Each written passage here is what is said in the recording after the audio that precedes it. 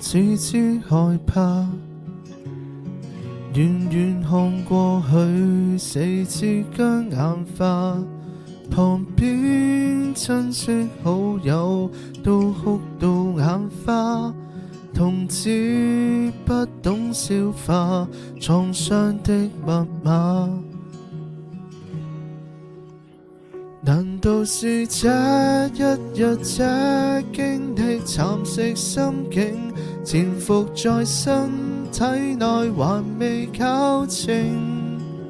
數千天我狂哭失眠還手震，幾百種治療還未搞得清，浮沉在陰影內，這生命轉了風景，祈求日出，心中已明願證明，到底搞錯什麼？哪一位能回應？得我一位做證。再過了數年，我已經18，看似個怪人，情緒每天亂掛，旁邊親戚好友捉緊我兩手，寧願躲於家裏玩貓就夠。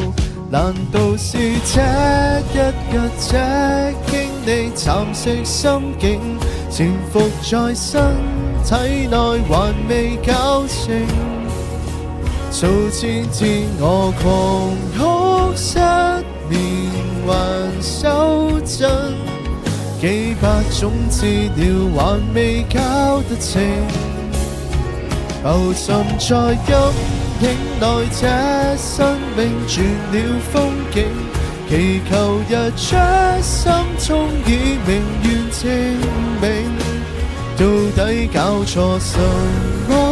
哪一位能回應？難道是我錯吧？不聽話要我反省？難道是基因的錯還未看清？我出生你離開，看不懂這旅程，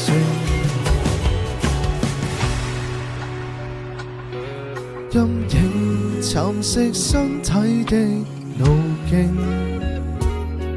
還願看懂悲傷的後勁。